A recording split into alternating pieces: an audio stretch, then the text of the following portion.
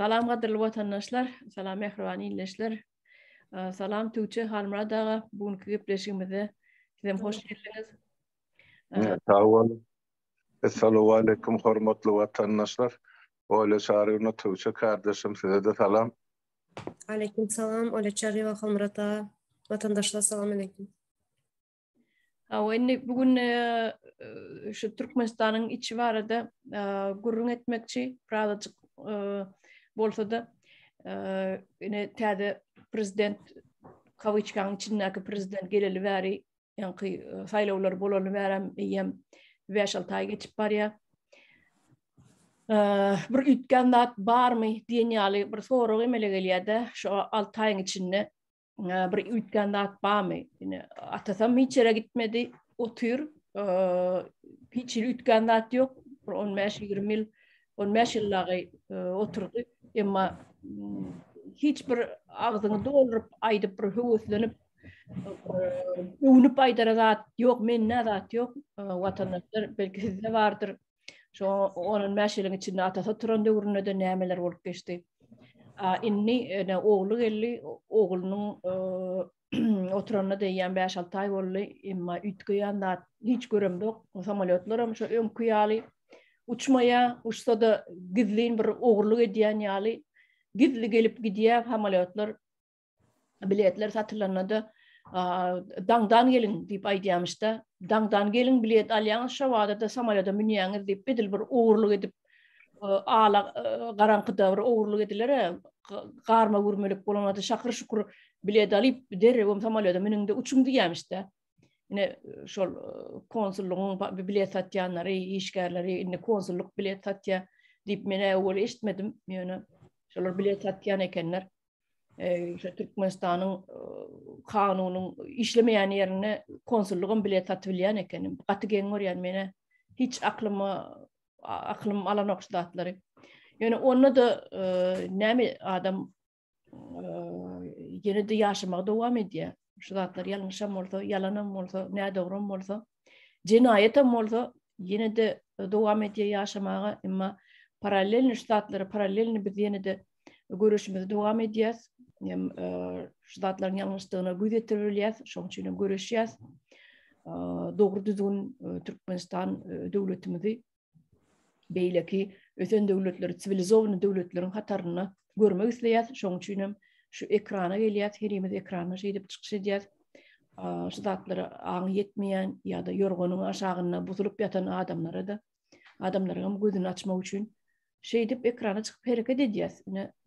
Şunyny ýene de şonuň biri, bir şo bir gepleşilen biri. Ine Tuğçe watandaşymyz ine senden başlaly Türkmenistan içinde nämeler ütgedini 6 aýyň içinde, 5 aýyň içinde. Sağ olun. Sağ olun. Ütken zat yok. Beter bol oturan deseniz daha doğrusu yerine düşer. Nem içinde de produktaların bahası meni en köp hem düşündüren näme şu produktaların bahası en gynandıran yerem çağaları doğru düzgün pitasiya edip yep içip bilmeýärler. Təzədə olan çağalara vapşe näme gıyın çağaların enesinde süt yok doğru düzgün. Nem içinde de vitamin alıp bilmeýärler. Vitamin alıp olmayan için çağaların yani süt näme bilmeýärler. Doyumsuz enelerin sütü. Şunun için çağalar mecbur näme desik pitanyalara geçýärler. Desik pitanyalarım gymmat.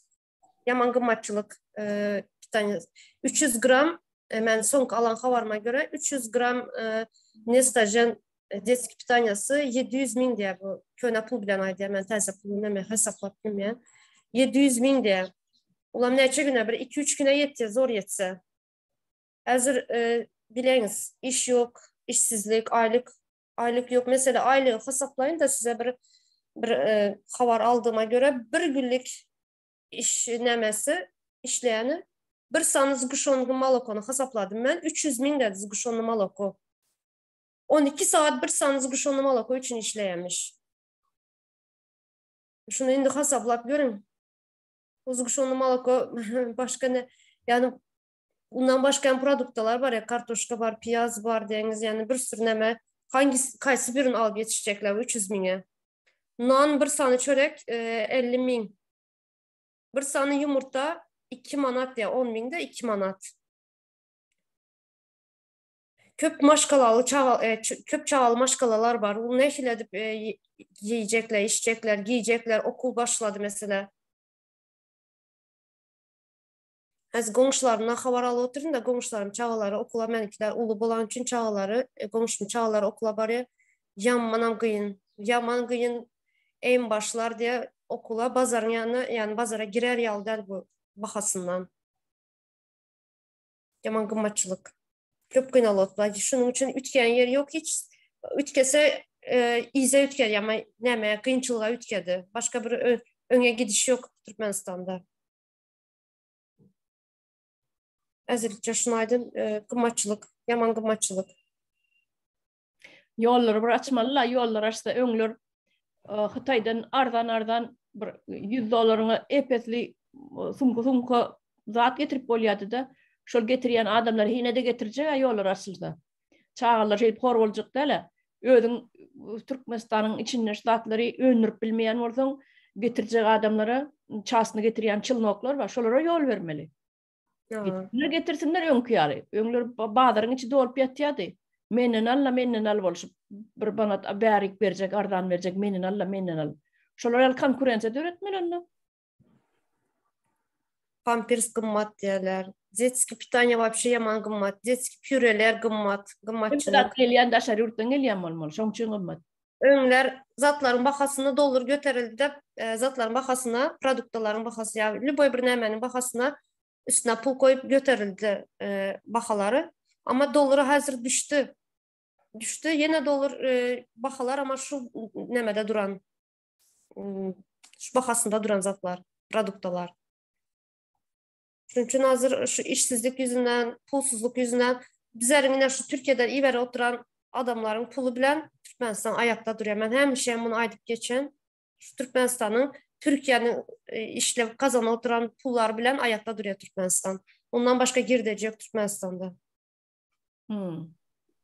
Düğününe sen günü yaylım açtın da günü dönemedi. TikTok'ta olin bir gel vay diye sen gidesin gelýärmi diye Türkmenistan'a gidip bolýar arkayın niye? Sen gidip bolýamasaň Türk'ten näme diýen? Ya Ben gidesim geliyor öyle çağırıyor gidesim. Kimin gidesi gelmeye öz yurtuna? Ben gitsem ne bir şey diyeceğim. Çağlarım ne şimdi bakacak ben orada. Çağlarımda iş yok. Ben gidip onların üstünde mi oturayım? Ulan zaten aç. Çağlar aç, pulsuz. Ben bak oturun çağları. İşsiz. Ne gidem ne edecek ben orada? İş yok, güç yok. Ha, her gowyň atasından hem gowlar ýaşagran nipany sayladylar. Hani saylandan ne 5-6 ay geçti. Hani bir samolyot normal goýup bilen ok hepde 5-6 samolyot uçar ýaly. Onam göz için koyarlar. Elden, halktan korktuğu için koyarlar onam. Ya onu prezident geldi, olin hepde de bir reis bolly, açyldy diýmek üçin ne? Şoň üçin goýýanlar bir sancak reisi, prezident bolan ne gowy prezident görkezip başlady özüniň gowy taraplaryny, ha? Gülkünç bu zatlar bar, gülkünç. Aklyňa sygýan zatlar, gülkünç. Ýöne içi ýananyň hem gülküsi bar diýe, mana şo bolýar bizimki. Hani halym radasyny näme aýdyp biljek bu barada. Ne 5-6 aýa geçdi, garaşyk gördük. Nämeler boldy?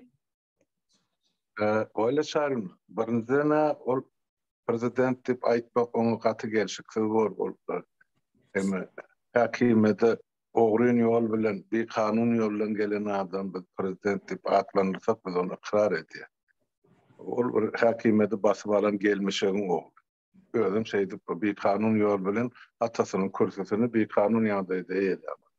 Yani sany atalogy ikisi bir kanun prezident dip atlandyrma hiç bir hilde kanuny tutaryp gör. İkinciden geçen 5-6 ayın dowamında şu her zatçı her türlü ýa-ni manipulyasiýa, siýasy manipulyasiýa bilen şol halka özüni ikrar etdirjek bolýar. Indi men siz meni prezident dip hatap edin, ýa ikrar edin. O başga adam ýok bolýan bilmediler ýa.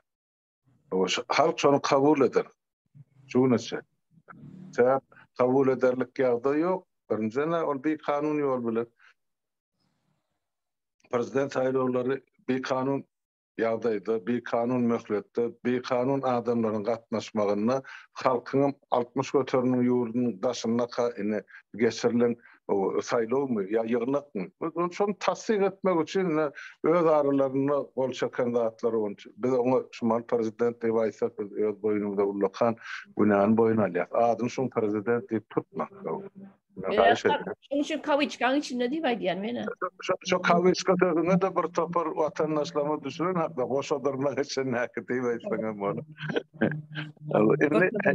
Mesele şol özüni ikrar etdirjek bolup, ine şol adamlar bir ýerlik üýüşmäsin, ýyglanmasyn diýip şol magazynyň öňüne knowatlar azaltmak üçin şol real habarlar barda gelip dur. Ine şol adamnyň öýlerini ertip berýärler diýär, şol ununy gantany şol real magazyny dükanyň golayny görünmesin diýip. Bu taýdan soň habar ýaýrady.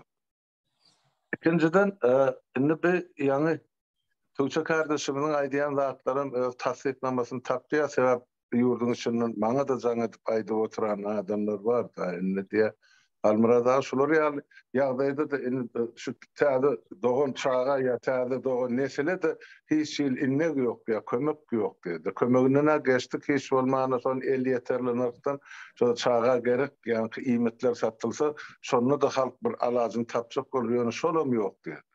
Ondan ya satancalar ya eli ýok adamlar, eli ýok diýärmi, mene ilatyň şo ýurdun içindäki toğdatma götürmüş şoňa berýär. Olar ondan pikirlenip oturdy. Çağa gerekmi bular? Dogrusa nädip muny ulartma, nädip eklemeli, nädip saklamaly? Ondan enelen ya senelen hemme jymy ýa gurbaty gaçan, olarda güýjem ýok, kuwatam ýok, sebäp öýleri şol ýa-me iýmeli vitaminleri gerek, naharlary iýmansan olar çağanam dogry aýanynda ol eýem çağı kemis dogýardy, fizik kemçiligi bar. Şolar ýagdaýda hökümet dolu hem günäkar hem jogapkar hem şolary kömek edämeli ýalylar. Indi daşyndan terede oturýar. Ýok, şu işler biriniň aptalyna da hökümetiň aladasy ýok diýmek şol halk ozal minnäçe de gaýtalap aýdy. Biziň halkymyz ajaly buýrulan halk. Şinäkine gorup oturmaly, bula daşynakyň hem özi ölüp oturmaly. Bulara da ýolum ýok, ýurdum ýok diýlenýär. Baraýandy da ýakany Tuğçe kardeşimi dogry aýdyp oturdy. Men baranda çağalym näde bekleýän, iş ýok, gazanç ýok. Goýsy men näl kynam bolsa şu Türkden bäşaýyl men şu takçolary ýetirip otyn. Güzerany dolandyrmaga diýär. Kardeşimiziň maşgalaty ýaly 90 ötermiýlat edil şolar ýaly dolmuşda ýaşap. Ol düşünükler.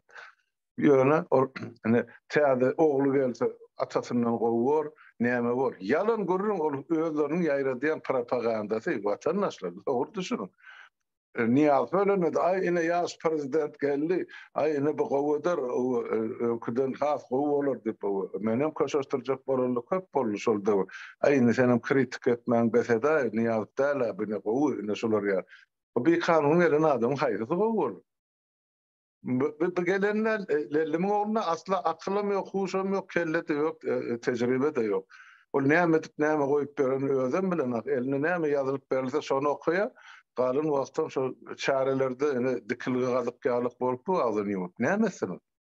Kelle bolmasa, islew bolmasa, bir atadyň ogly geçen kursi.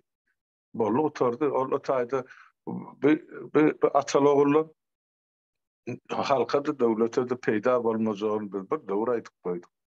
Şoň üçin ol adamlardan umydyňyzy daýyn, bir zat düzeler, bir zat bolar, ýok. Hemme edilýän iş şol göz boýagçylyk, özüni şo körsede saklap kalmak üçin, halk ayağa kalmalyk üçin, ýa-ni aýtdyňyz da özüňiz hepde de bir gezek ýa-ni samolyot uçurulmaly, onuň aly bütün aeroport uklap ýatyr. Türkmenler giýje bar şo taýdan ogry samolyotda men daňatmaka uçup gitmek. Näme beýle bolýar? Näme o halk ogrymy, jümrümi? Näme üçin biz dogry hukukly garażdarlamady arkaýyn iýlerini sagat 10-12-de ýazylşy ýalany tablon ýüzüne uçuş wagty görkezilen bir günne 5 ýa 10 reis uçana Türkmenistan. Biz şonu talep etmeli. Başga hiç zat ýok. Halk öz hukuk aeroportda arada çykyşy talep edip başlady bol. Näde şoň üstüne ýapjagyny bilmän, ogry uçuran bolýar. Yani oğlum çıkalga değil halk için. Şonay da endinin kayıskaça.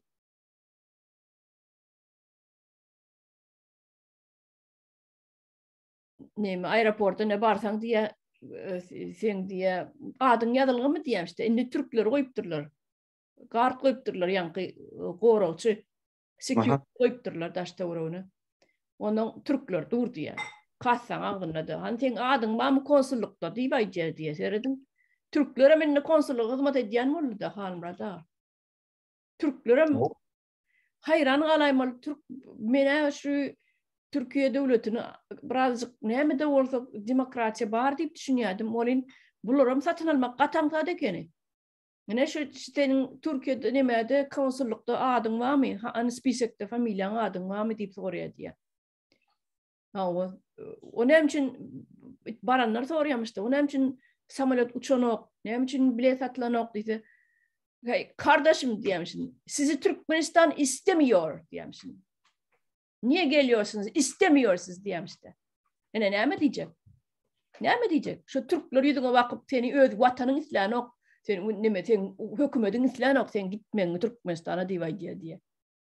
Bir ölüp bile yok diye. Bir ölüp bile yok diye. Ona el böyle oluyor. Yani öz vatanın yan bağışlayan vatandaşlar vatanın yanına şol vatanın şol devletin depetinde oturanlara diyen terör grupa öz halkın islanok. Ne için tabi özleri gerek vakti pul kazanıp oturuyorlar turbanın üstüne gaz geçen neft geçen turbanın üstüne ayağını tallaşıp oturuyorlar. O gaz satıp neft satıp gelen pulum cübülerine vurup halkı ne emesinler? Gazın öyle gidip dura. Akıp dura neftin öyle. Ya o adam gerek değil. Onun bizyalı garipler ne emesinler? İzini alıp gerek yok. Putin'e de şu gerek. Putin'e de ne 2 milyon adam da şerrütte kalan 2 milyon adam izini alsa o tayda da Kazakistan'ın kıyalı, Kırgızistan'ın kıyalı ya Özbekistan'daki Nukus'ta kıyalı Kozgalan alsa onun üstüne de yine de o kabedani uğratmalı orada. Doğru değil mi? Adam uğratıp olan kellağrı Putin için. Türkmenistan'daki kalanın Kozgalan'ı basıp yatırmak için olan bir kellağrı. Hazır öz başını öz çarabilmen oturuyor. Putin'in özü sümüğünü aktırıp oturan sümüğünü yine çalışırşağı oturuyor. Putin'in özü.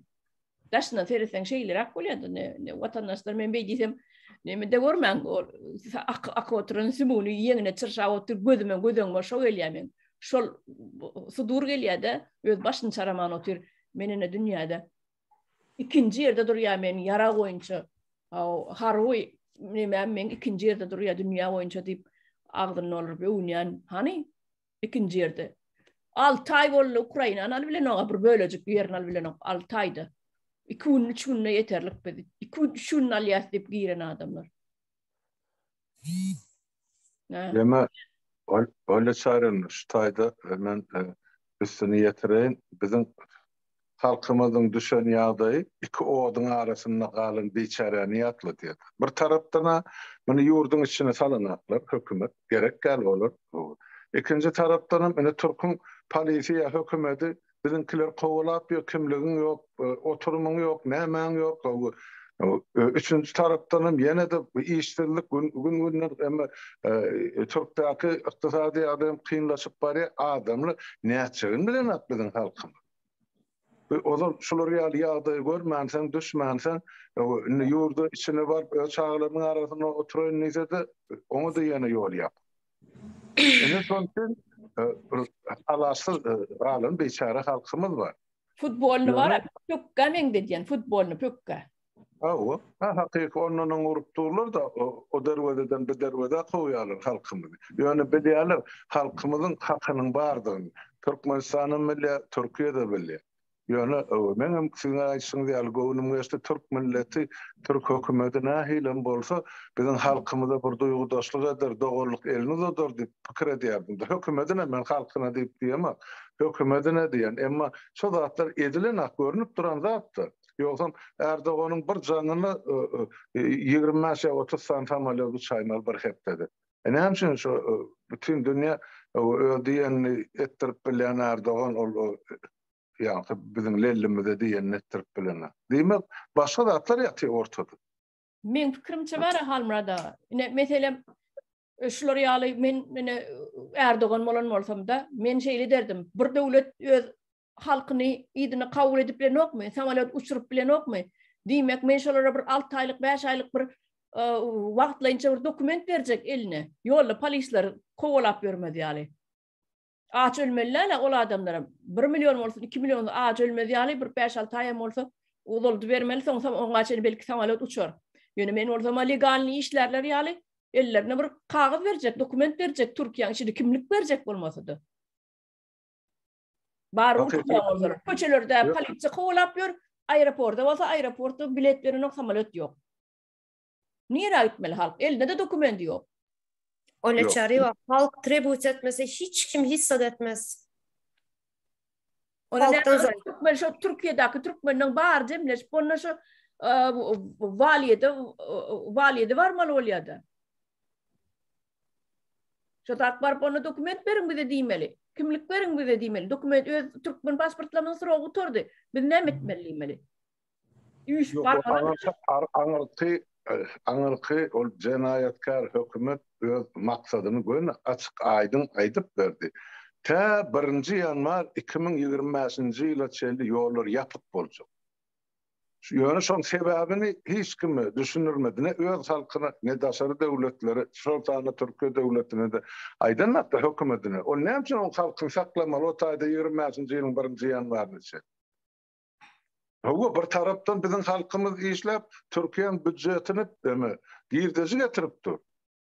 Şolar wagtyň özünde de bizim halkymyzda hiç hukuk yok Türkiye'de. Sonra ýaşul olanlar bular pensiýa çykganda ýeke köp pul ýok olar o taýda. Kim tölemel onu? Onlar şolar beçare bolup sonra şol 50-60 ýaşanyny tapdan düşüp nerede ýok boljagy belli däl bu adam. Ýurdun içine alınmasa, daşynda da hukugum bolmasa, nädip bejerjek? Olun bir benne maňa jaň edip aýdy Türkiýeden bir däne alınıp, aýny bir 45 ýaşlaryny ol çarym. Men ne başta Covid bilen keselledim. Soňra zenan keseliniň biri boldy. Miyomasyn kesip aýrypdyrlar da. Şu diýe şunça pul çykdy jetdiler. Karda batypdy. İnne men şumal öýde işde diýýär, ne işim var, ne de pulum var, ne de tölemäge ýagdaýym var diýär. İzine de ne 4-5 tane çağrısı var Türkmenistan'da. Näme etmeli boljak? Şu soru hemmemizin başımızda durdu. Bu men komşumyň başyna gelen erti meniň başyma geljekdir. Şu zatlary watandaşlarymyzyň dogry düşünmegi gerek. Şaňmy? Onda bular valilige gitmeli. Halmurada bolan ellerinde pul ýok, iş ýok, özleriniň saglygyny ýitirdiler. Näme operatsiýa bolan aýal nädip işdesin agyr işlerde? İş ýok. Eline de dokument ýok. Onda halk Türkmen halky üýşüp valilige gitmeli, dokument soramaly. Tribut etmeli. Bir de yurdumuz kabul edenok, yapık ýollar, samolyot ýok. Nire gideli? Suratları çözmek için öyle çağırın. Her bir devlette Türkmenistan'ın ilçesi var ya, ilçihanesi var ya, konsulluğu var. Vah! Kanun boyunca sular çözmek hemme dağıdı. Türkiye devletinden, yani Türkiye devletini talep edip bile, sen näme esaslan, sen raýatlaryň ya grazdalaryň men territoriýamda 1-nji ýanwar 25-nji ýyla çeli saklamakçy.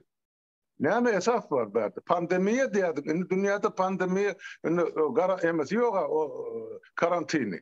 Bar individualny, şahsy özüň goramaly, seretmeli, yaramasaň o doktor var, beýleki var. Ýöne, ol sen näme üçin ýapdyň? O zala yurdun daşında pandemiye var deyip yaptılar. Türkiye'de açığı. Näme üçin sen halky ýygyny kabul eden awany? Türkiye'de pandemiye ýok aşuň kun. Ana hemme kişi bütün dünýäden turistler gelip çykypdy Türkiýe. Näme üçin Doğulu turist gelip duran, dünya boyunca gelip duran turistler. Berde pandemiye ýok. Yok bolsa näme üçin grazdanlaryny ýurdun içine kabul eden adamlar şu zatlary dogry düşünüp talep etme gerek. Başka hiç tat yok. Talep etme gerek. Bizi yurdumuza uğradın. Bilýärler yurdun içine barany da işem yok. Aylygym yok. Günüm ýa güzeranım ýa siziň aýdyşyňyz ýaly kardeşim. Ýöne onda da her kişi şu watanyma dolansam, çağılamyň arasyna barsam, ene matamy gowuşdan diýen niyet bilen gidýärler. Ol bärde baýlyk toplap, haltalap, dolar akdan atlar Türkmenistan.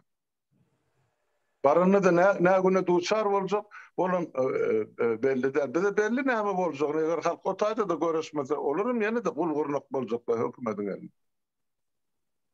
Ne şolar ýaly? Şu tema boýunça ya şu mesele boýunça men gysgaça aýtjak atlym şundan ibaret kardeşler. Doğru. Öyle çare ve başka bir tema geçmeden ben bir tezelik var da şunu aydıp geçin de. Haydi beraydi. İçinde yana Halbratağa belep geçten pasobiyalar hakkında da şu yadıma düştü de Türkmenabat'ta Gökbazar'ın yanında köne muzey var. O bir asır bolandır o muzeye. Şu Türkmenabat'ta yaşayanlar bilye. Şunun içinde şu muzeyde ön muzey hazır pasobiya onarayan bir neme onarıklamını kantoryalı. Neme o? Pensionerlerin kağızları, pasobiyalar, çağaların pasobiyalar onarılayan yer. Şu yanan, pajar bolan. Şu onarılan hem dokumentlar, pasobiyaların, kağızlar, dokumentlar hemmesi yanan. Indi tezeldenden yine toplanan dokumentları yine tezeldenden topladı oturtmuşlar. Ona da pul tölemedi. Ama ona hem tezeldenden pul tölep yine toplamalıdı. Dine pul dokument problematı var bizlerde şu yaman köp dokument problematı. Birinciden halktan yine de pul yığınama için ediyor. İki varyantı var ayıp verin. Bir halktan pul yığınama için. Men şunu birinci kere geçti yani. Türkmenabat bilen havarım olmazsam. İkinci varyantım şol berilip başlamalı pul möhletini iyide çektiriyorlar. 5-6 ay. Pul verip bilen. Özüm başkalarında başından geçti. Nämçin ne arxiv yanny. Oturdu. Biz bilemedik. Halkam iyide ne gaydı? Arxiv yanmadı. Menin pensiya yaşım plancı çistoda doğrumy? Şonan beýlägem siz tölersiniz diýmeli.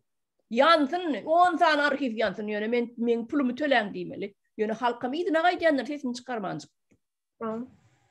Benim maşkalamda başımıza geldi ne? Çağanın pasobiýasyny neçeli wagt bir 3 ay mundan eň almalydy.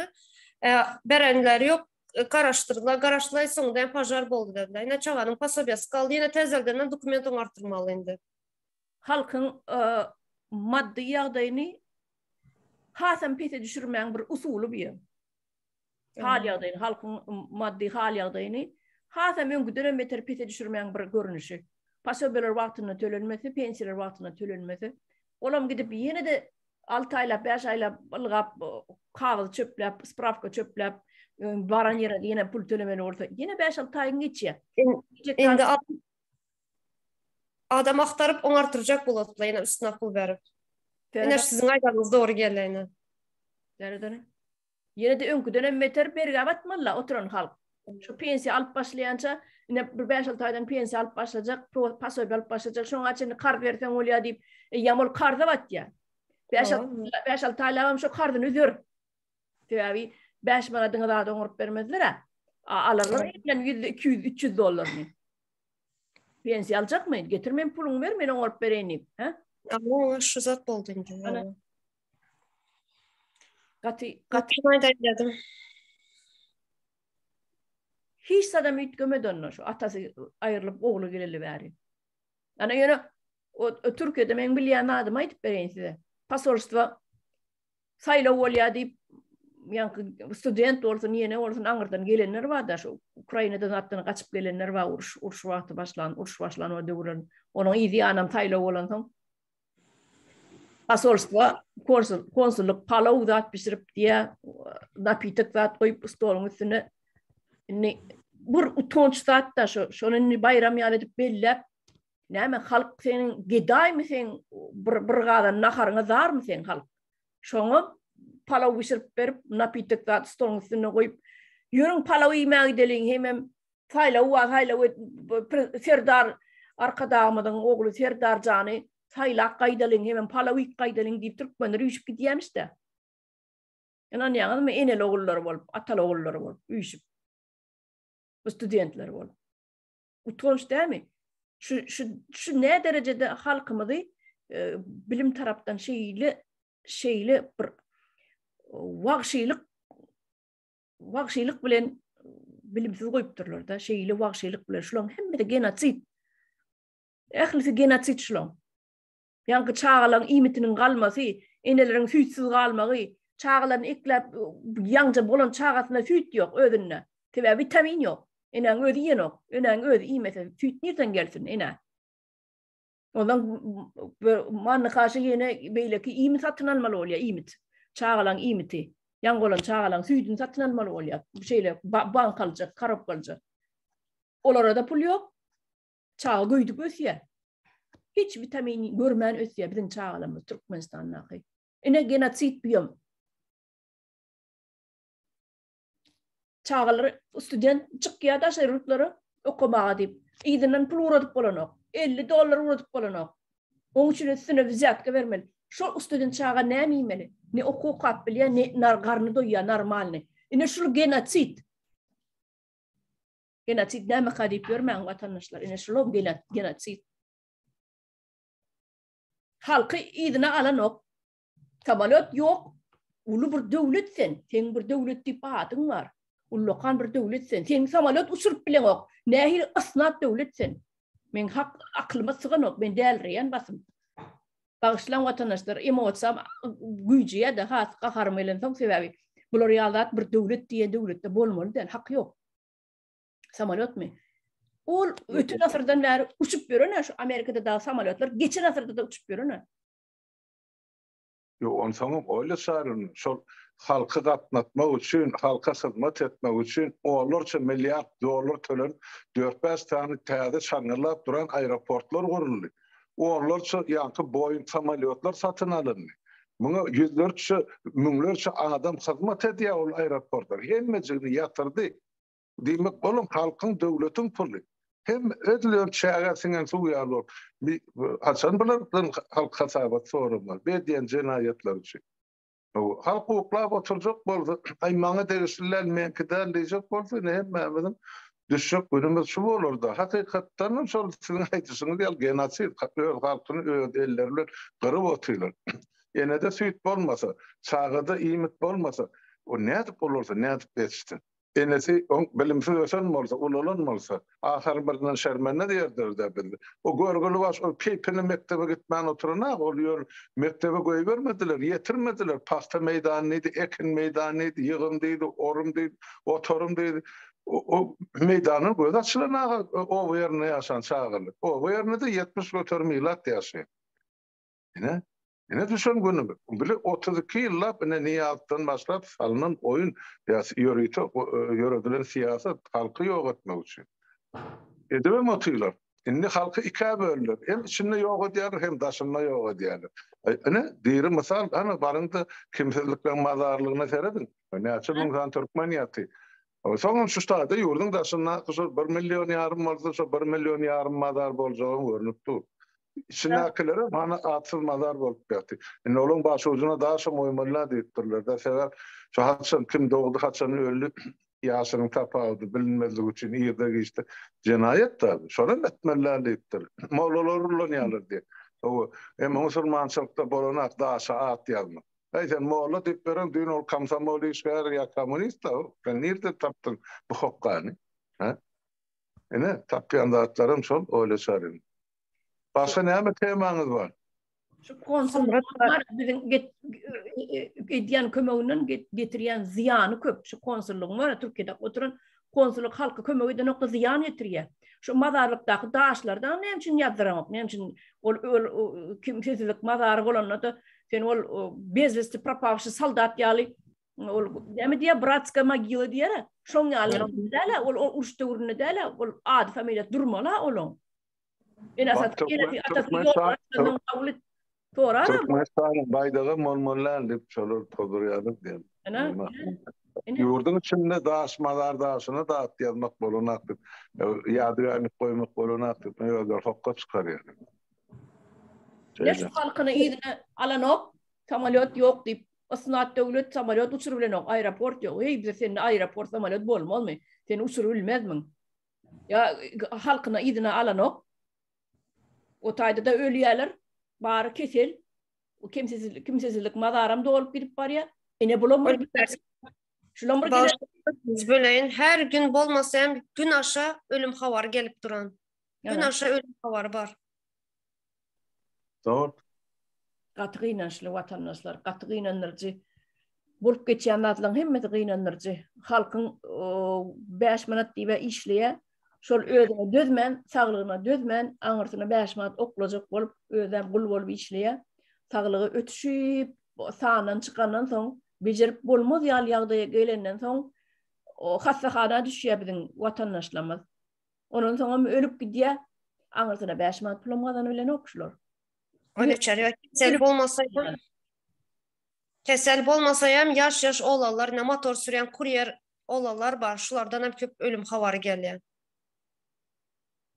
Yollar, trafikler, maşın köp, motorda yürüyen oğlanlardan hem köp neme ölüm havarını aldık.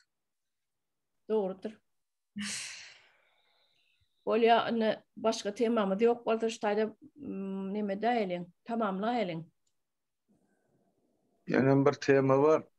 Bana sana da soruyorlardı.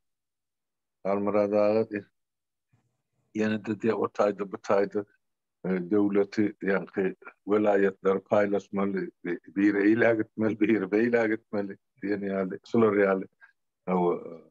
Gurunlar ýaýry. Onu kim tutarýar o gurunlary? On ýa-ni Türkmenistanyň özüniň bir tewilik bir nemesi konstitusiýasyna ýazylgy dura territoriýasy hiç il bölme haky ýokdur diýip.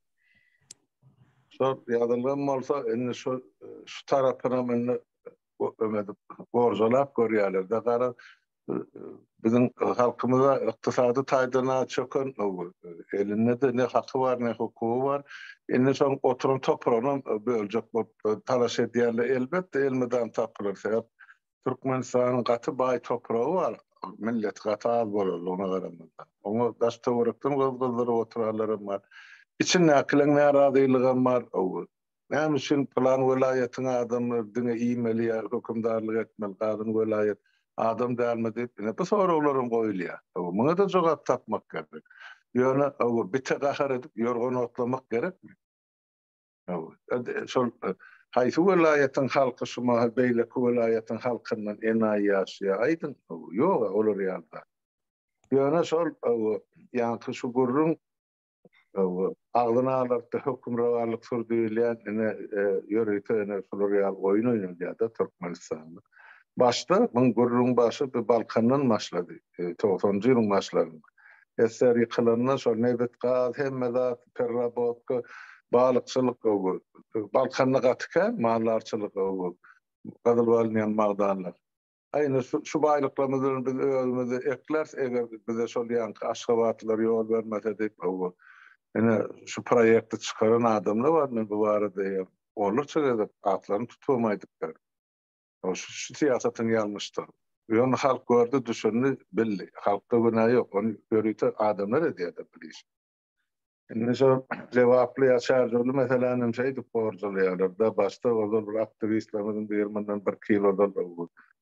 Yani cevap ayrıtayım olsun olur. Sonra bir ödümüzü eklerse yeni adı görün gayret. Türkmenistan'ın konstitusiyasyny okap gördüler mi kaçon diýen adam o cenayetin ulusa vardı ne vatanı dönüklü etmek diýilen sondan gelip çykdy. O hakimet başynda kim oturup näme cenayet edýär onun cezasy aýratyn. Ýöne şolaň edýän cenayetyny gözlüňip ýa hakimet başynda oturalan garşysyna görüşmäge gaýraty gurbu çatman, erki etmän yorganın aşağına oturup klaviaturada ay biz ayrılmalıyız komment yazanlar var.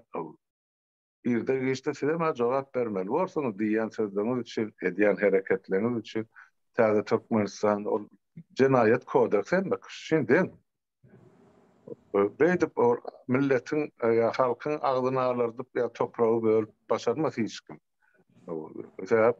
Adamların düşüncesi yeterli sonki yıllarda şu meselede bizim bar gücümüz bir yumruk birliğimizde de men şon üçin şullap aýdyp gelýän zatym 5 welayet 5 dogany.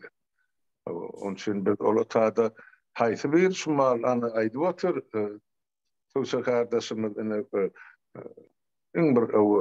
Güvenme bay, velayet balını levapta, şuraya çağı yimitini de poliyetanak beylekade.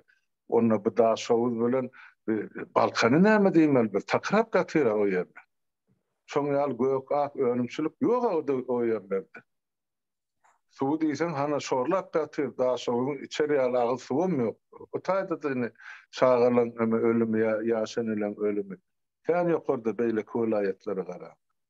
Muny biz kompleksleýin, aklysyn jemläp şu taýda çözmeli bor. Ol men kemsetdi Aşgabatda oturan bir jenaýatkar topar diýip meni aýrylyk sen nirä gitjek barjak ýurduň ama ýene de sen baýlyň almak üçin çağırýandyr ýa güzelýändir de içinde adamlar bar boldy.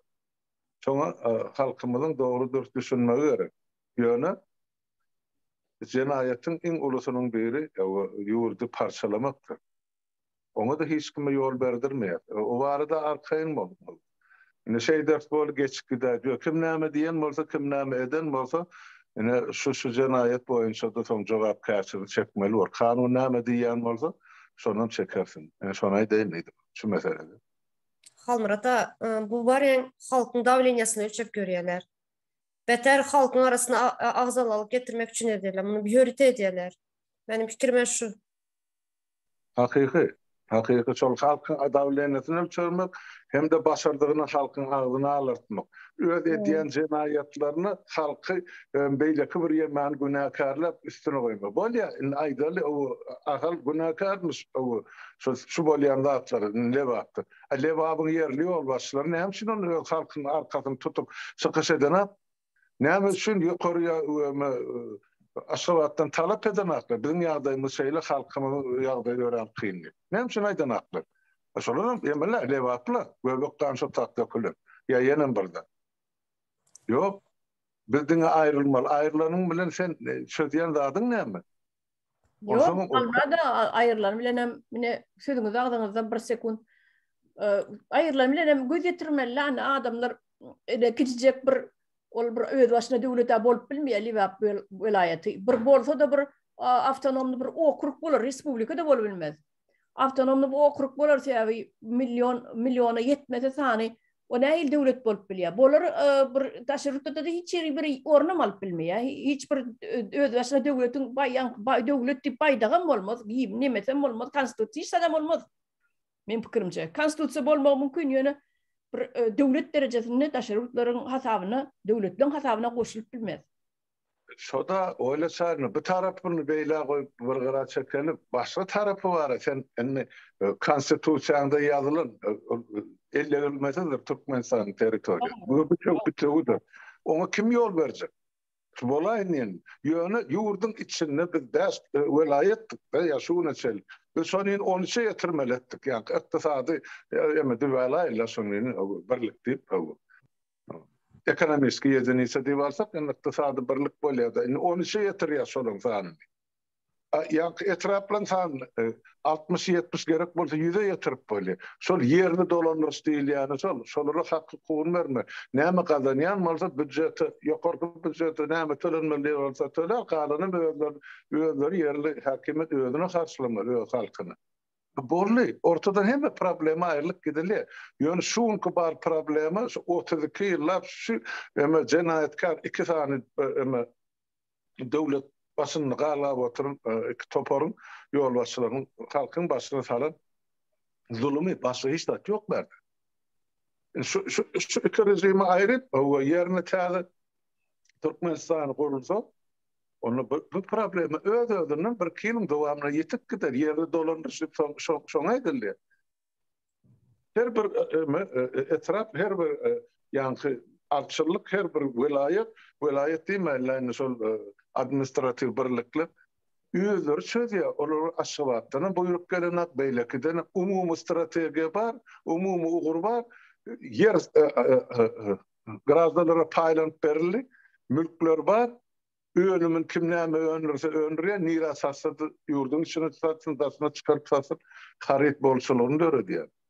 Hem millet baýlaşýar, pullanýar. Hem eklense hem güzeran hem durmuş. Ine Angrysy 10 ýylyň dowamyny Türkmenistan şu Orta Aziýada bir öňde barýan respublikalyň biri bolar diýen meni ullakan ynam bar, umytdan ynam bar. Eger şu diýilen zatlarymyz dogry oturdup bilse, O kadrlar yerine koyulsa adamlar yerli dolanırsa özler, öz boyunlar, öz toprağını, özler eyeçilik etse bolluğu tordu. Hani bari yaşap gördün. Amerika'da da şeyledir, Avrupa'da da şeyler. İslamlık yerin öz hocayını var, eyeti var, mülktarı var. Hükümetin kitiyle zat yok. Ay bolsa hükümetin kibir 3-4% yerdir. Olam diňe şol harby yemeler üçin ullanylýar-da, goşullar üçin ýa harby bölümler üçin ýa harby maksatlar bilen galan zat hemmesi halkyň elinde. Şu wagtda milliardlap agaç ösüp oturan bolsa her bir agaçyň öz eýesi bar.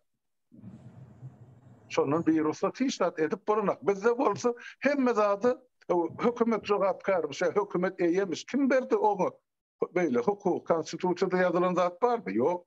Onun hemsini yok. Hukuku, cenayetkar toparı veriyen adam. Yani mesele şutaydı. Şuna açık boğulum. Onu bölmek ya ayırmak, o arada gurruna medip oturmasınlar. O ediyen adamların dilini gömeğinden çıkarır kanun.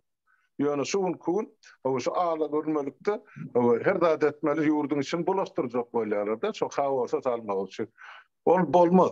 Onu indi yaptın çıkarayım. Onu etçek adamların durun yerine kanun önüne jogapkarsyn çykmaly. Şonu aýdaýyn ben size. Kıyıskaça şu arada.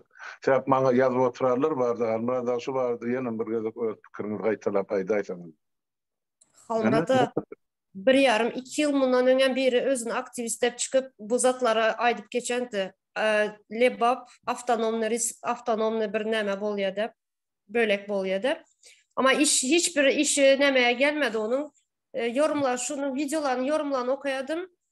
Köp halk şunyalı goldadı şunu. Aslında normalde goldadı. Şu bizlerin halkın şöyle konstitusiyanı, hak, kanunu bilmezliği geliyor şöyle çıkıyordu. Şunu bilmeyen için goldadılar. Onun işi hiç önlemep olmadı. Özem insim öz ayağı bilen öz yol alıp gitti o aktivistlerin. Özünü aktivistler çıkarıp. Ya bolýar. Ana gözüňizde diýeri misal bar. Ana Garagalpagystan, Özbegistan Awtonom Respublika. Indi şol iki respublikanyň ösüşiden bolsa onu näme üçin halk köçe çykdy? Şolun öz başlykly hukukyny elinden alındy diýip şoňa da halk narazylyk bildirip oturdy. Sebäp ol awtonomlugynyň bilen bizde nädir şol 13 tane birlikler döredildi. Olaň hemmesi hem awtonom öz başyna ykdysady, siýasatan, sosial siýasatan özüniňki. Ýöne umumy döwletiň konstitusiýasy bar. Şoň çäginden çykylma, döwlet islerini kanun kabul etse bolýar diýip bize ýüzlerçe gezek aýtdy. Düşünmeyen varsa yine mirgede kaytalap aýdýar. Halkyň özü şolar öz ykbalyny yerli guruluş, yerli dolanışyň üstü bilen, yerli hökümetiň üstü bilen, yerli parlamentiň üstü bilen, ýokary parlamentde öz wekilleriniň üstü bilen. Bollyny utgoşup gidýär bir. Indi aşawatdan hiç kimseň depäňizde ýolbaşy goýmak aladasy ýok. Bu tordy. Türkmenistana barlysy ediljek şudur, watandaşlar dogrudyr. Ana parlamenter respublikasy halkyň özü dolanyrmaly döwleti. Prezident dolanyrşyny şoňa zat ýok. Prezident öz adamlaryny ýerine goýýar. Men şolar bilen işleşjekdi. Dogry adam bol, ýalňyş adam bol, yerli adam bol, asmanyny getirip kosmosyny goýup onu hiç kim gatyrşma hakkı. Prezident saýladyňyzmy? Indi men her bir yerde öz adamı goýjakdy. Şeýdip men ýurdu dolanyrjakdy. Onuň bir adamy dolanyrýan döwleti bolýardy. Parlament respublikasy bolsa aşakdan ýokarlygyna dolanyrýan döwlet, ýokardan aşaklygyna da. Bir azajyk terediň şu zatlary üns berin. Şonu aýtjak.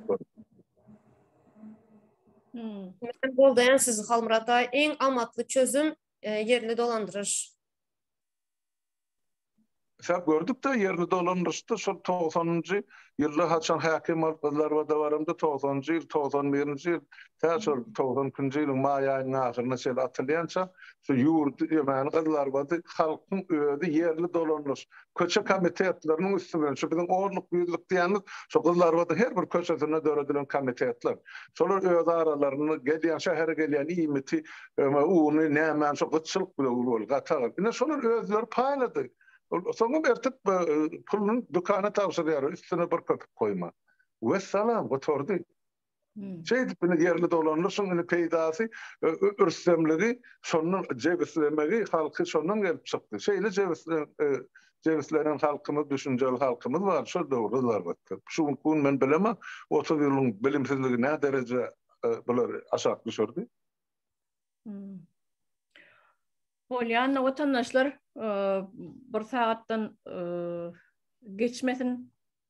Ondan jalıbı gelmedi yani.